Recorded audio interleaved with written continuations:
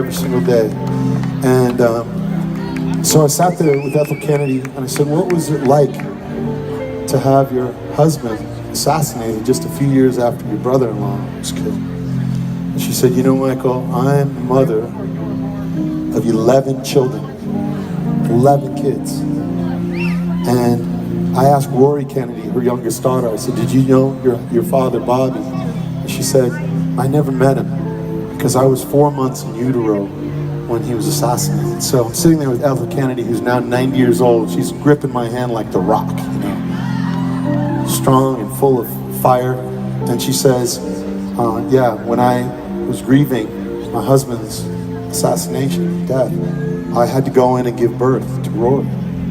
And I said, man, that must have been really hard, you know. Now your husband's gone, you have 11 kids.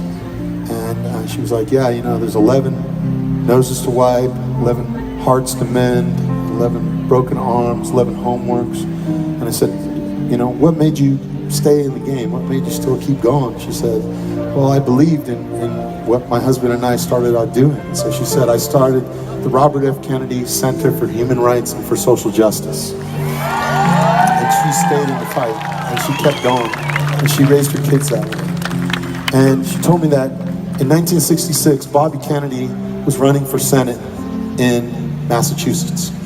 And he got messages from the African National Congress in South Africa. They said, please come here. Nelson Mandela has just been put in prison. But we want you to just see what's happening here. Just tell the rest of the world what you see is happening here with racism in South Africa and violence. And so Bobby Kennedy said to his handler, she said, look, I'm getting on a plane, I'm going to South Africa. They said, Bobby, we're in the middle of a Senate race. You know, we need you in like Worcester, Massachusetts. We don't need you in South Africa. And so, but he did anyway. He flew to South Africa and he met with people in the government. He met with people on the street. He met with Zulus and Tutsis. And afterwards, he got on his plane. And as he was flying over Robben Island, where Nelson Mandela was in prison, the whole press corps of the world was on the plane. And he asked the pilot of the plane to do this, to dip the wing down and wave and salute Nelson Mandela and all the others who were in prison there.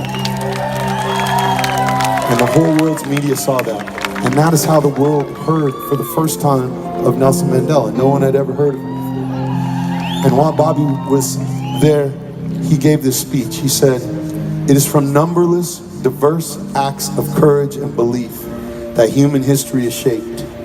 Each time a man or woman stands up for an ideal or acts to improve the lot of others or strikes out against injustice, he sends forth a tiny ripple of hope, and crossing each other from a million different centers of energy and daring, those ripples build a current which can sweep down the mightiest walls of oppression and resistance.